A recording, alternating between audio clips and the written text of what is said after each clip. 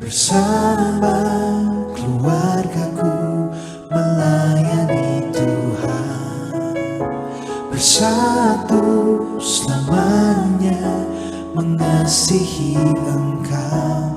Tiada yang dapat melebihi kasih-Mu ya Tuhan. Kasihilah istrimu seperti dirimu sendiri, dan istri hendaklah menghormati suaminya. Pertanyaannya, kenapa perintahnya berbeda? Istri harus mengasihi, suami harus mengasihi, dan istri harus menghormati, gitu ya. Kenapa perintahnya berbeda? Kenapa tidak dibalik? Hormatilah istrimu seperti dirimu sendiri, dan istri hendaklah mengasihi suaminya. Kenapa nggak begitu? Atau kenapa tidak diberlakukan kedua-duanya bagi masing-masing pasangan? Kasih dan hormatilah istrimu seperti dirimu sendiri, dan istri hendaklah mengasihi dan menghormati suami. Kenapa nggak begitu? Pertanyaannya ya. Karena naturnya istri punya kasih. Istri membutuhkan dikasihi. Makanya kepada pria diberikan saran seperti itu. Pria punya kebanggaan. Pria membutuhkan pengakuan. Makanya kepada istri diberikan perintah untuk begitu. Supaya semua saling melengkapi.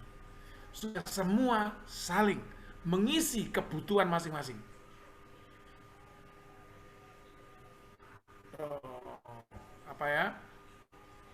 Lelaki membutuhkan pengakuan, membutuhkan pujian yang ditunjukkan dalam ketertundukan. Memperoleh itu secara umum lelaki oke. Makanya istri diperintahkan seperti itu. Kenapa perintahnya begitu? Karena natur manusianya begitu. Karena wanita membutuhkan itu, laki-laki membutuhkan itu. Wanita punya memberikan itu, dan laki-laki punya kapasitas memberikan itu. Tetapi apakah kalau saya tidak menghormatinya? Ya enggak. Kau mengasihi, pada saat itu juga menghormati. Kasih tanpa penghormatan apa? Gitu ya. Apakah kalau istri menghormati suaminya, dia gak mengasihi suaminya? Ya harus mengasihi juga. Tetapi hal pokok yang dibutuhkan oleh istri adalah itu, oleh karenanya suami diharuskan begitu, dan hal yang dibutuhkan secara pokok oleh suami adalah itu, dan istri diminta memenuhinya. Begitu ya. Tahu bedanya sekarang kenapa mesti berbeda? Karena kebutuhannya berbeda. Kenapa tidak dibalik? Enggak, karena memang itu pas sudah. Seperti itu yang dibutuhkan. Kenapa tidak diberlakukan kedua-duanya bagi masing-masing pasangan? Sebenarnya diberlakukan kedua-duanya. Cuman yang ingin ditunjukkan kebutuhan wanita itu, kebutuhan laki-laki itu. Itu perlunya saling memahami supaya bisa saling memenuhi tangki cintanya. Ini yang terjawabnya. Hal itu disesuaikan dengan natur laki atau perempuan. Laki-laki perlu peka bahwa perempuan membutuhkan untuk dikasih melalui berbagai bentuk pernyataannya. Makanya diperintahkan, kasihilah istrimu. Perempuan juga perlu disadarkan bahwa dalam kesetaraannya sekalipun, laki-laki memerlukan dan menganggap penting penghormatan. Maka dia diberi pesan untuk menghormati suaminya. Meskipun kedua-duanya juga sama-sama membutuhkan untuk dikasihi dan dihormati. Bapak Ibu, seberapa sering Anda mendengar pernyataan ini? Kami sangat sering mendengar pernyataan ini di ruang konseling kami. Bagaimana mau berbagi, bagaimana mau menunjukkan bahasa kasih yang begini? Mereka tidak bekerja. Bisa aja dilakukan itu. Aku bekerja. Saya ingin sedikit mengajak para bapak, para suami, para laki-laki untuk merenung sejenak. Sadar nggak ketika Anda ngomong begini, istriku tidak bekerja. Dalam pemahaman istrimu udah ke kantor ya. Para suami menjadi tulang punggung, para suami menjadi breadwinner. Dia bekerja, lalu menganggap istrinya tidak bekerja. Sore, siapa itu? Om Rio, bisa di mute semua. Lagi. Ada yang ulang tahun. Bentar, Pak. Mari kita lihat. Pada saat kita mengatakan istriku tidak bekerja, saya ingin menunjukkan ini yang dilakukan istrimu yang tidak bekerja itu. Ya.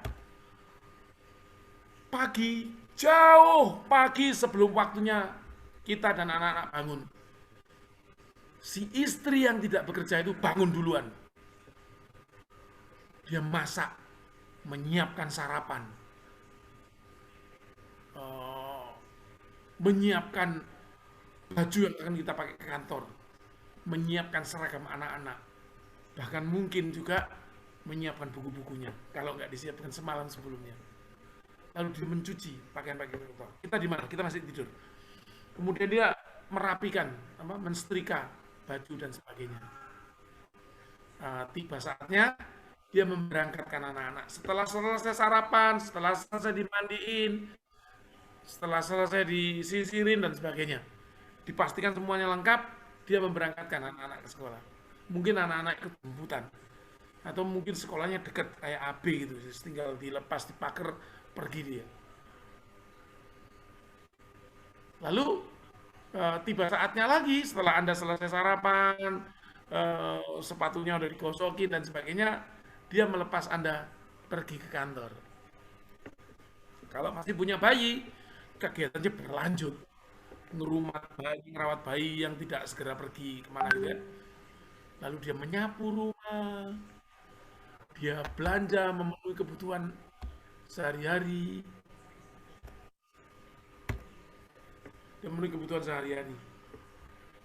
lalu nanti di kala luang, ya dia mungkin istirahat, baca. Yang dibaca bukan novel, yang dibaca bukan cerita-cerita kriminal, yang dibaca resep.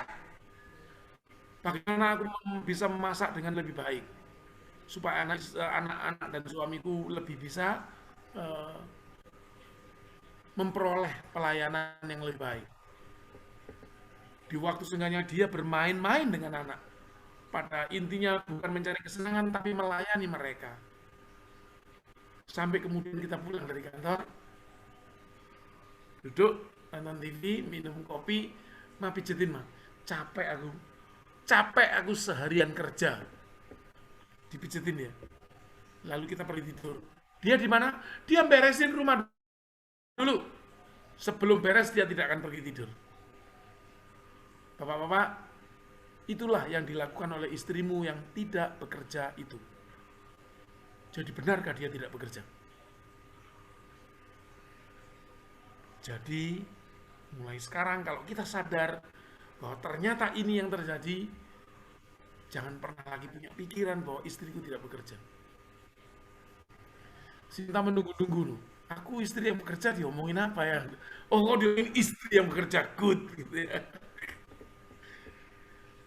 Bapak Ibu sekalian, saya punya pengalaman yang saya ingin bagikan kepada Anda yang menyimpulkan begini, bahwa seorang ibu di dapur tidak pernah tergantikan oleh 15 orang ayah di dapur. Sehebat apapun ayah itu. Karena seorang wanita berpikir begini, ada uang, nggak ada uang, suami dan anak-anakku harus makan. Kalau makan itu normalnya 3 kali sehari, mereka harus makan 3 kali sehari. Sementara laki-laki berpikir lebih praktis. Kalau ada duit, ya ayo makan lebih, oke. Kalau duitnya pas-pasan, harus makan biasa aja. Kalau nggak ada duit, nggak usah makan, tahan dulu. Laki-laki bisa seperti itu. Ngomong begitu ke anaknya, bisa. Tapi seorang ibu tidak pernah bisa. Ada duit, nggak ada duit, aku akan membuat anak dan suamiku makan 3 kali sehari. Coba camkan, pahami itu. Sekarang mari kita lihat Kita yang bekerja, apa yang kita lakukan? Pagi bangun gitu, aduh, lihat, udah 5:30 deh. Masih lumayan. Kemudian Anda sikat gigi, mandi, siapa? Sudah disiapin oleh istri yang tidak bekerja tadi. Ya, lalu kita siap bekerja. Lalu dari rumah kita naik mobil, naik motor, naik mobil gitu ya. Lalu sampai di kantor, apakah Yesus kita bekerja gitu terus sampai istirahat? Enggak. Ada waktunya kita ngopi sama teman-teman, ngobrol gitu ya. Rapat 2 jam, giliran kita ngomong cuma 7 menit. Selebihnya ngapain? Ya kita ngeliatin orang ngomong gitu. Tapi kan tidak ngepel. Tapi kan tidak belanja. Ya. Lalu pada jam makan siang, kita makan siang. Lalu kembali ke rutinitas yang sebentar itu, lalu pulang. Dan sampai di rumah kita ngomong, aku capek. Tolong pijitin sambil kita nonton TV. Pijit selesai, tidur. Bapak sekalian, siapa sebetulnya yang lebih bekerja? Jangan ngomong tentang terminologi kerja. Istri yang di rumah jauh lebih bekerja daripada kita. Hanya saja kita mendapatkan gaji. Kita mendapatkan masukan. Kalau tidak diperbandingkan, kalau tidak dituntut-tuntut, semuanya baik. Tetapi ketika ngomong istriku tidak bekerja, ini terpaksa dibandingkan. Terpaksa ditunjukkan. Supaya kita tahu bahwa sebenarnya merunning rumah tangga jauh lebih sulit daripada kita membuat keputusan-keputusan di kantor. Saya pernah punya pengalaman itu. Selama setahun kami tinggal ibu kerja. Saking jengkelnya ibu itu dengan bapak lah, yang uangnya tidak cukup gitu, sementara tanggungan semakin banyak, dan saya harus menjadi ibu. Saya mau ngambil alih pekerjaan ibu di dapur selama 1 tahun. Gak tahan, friend. Gak tahan betul. Kadang-kadang ngomong ke bapak, Pak, kita nggak punya lauk. Apa yang ada? Ya bumbu, ya udah makan sama sambal aja. Kri. Gitu. Nggak pernah selama ini sesengsara-sengsaranya bersama ibu, tidak pernah cuma makan sambal aja. Masih banyak cerita tentang itu. Tapi ini, jangan pernah katakan lagi istriku tidak bekerja. Bapak Ibu, memahami pasangan itu berarti tahu, mengerti, dan sadar akan apa yang dibutuhkan pasangan, melebihi apa yang sekedar menyenangkannya saja. Saya merasa ngomongnya kok lancar aja, berhubungan satu dengan yang lain. Ternyata karena saya tadi baru saja memberikan pembinaan The 5 Love Languages. Tapi setidak-tidaknya Bapak Ibu kan pernah mencicipi itu. Jadi lancar dan berhubunglah seperti yang saya pikirkan, bahwa memahami pasangan berarti tahu, mengerti dan sadar akan apa yang dibutuhkan pasangan. Jadi berusahalah memberikan jawaban untuk itu. Terlibatlah, berkontribusilah, bahkan sebelum diminta. Karena mengerti dan sadar apa yang dibutuhkan, itu lebih menjawab persoalan daripada sekedar menyenangkannya saja. Tidak ada istri yang tidak suka dibelikan perhiasan. Sekalipun dia tidak pakai, dia tetap suka. Tetap itu kan menyenangkan aja.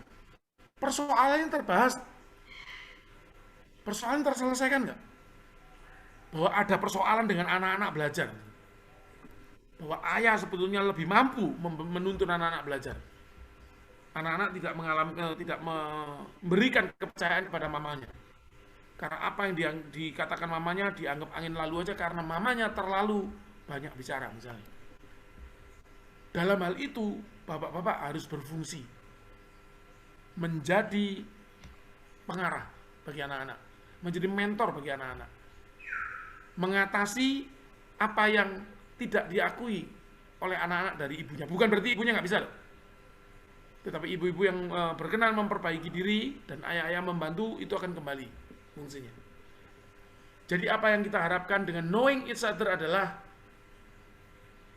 masing-masing kita lebih tahu, lebih mengerti, dan lebih sadar akan apa yang dibutuhkan pasangan, melebihi apa yang sekedar menyenangkannya saja. Itu pesan kami. Melaluinya kita akan mampu membangun mental yang kuat dalam menghadapi bersama masalah dalam keluarga. Amin.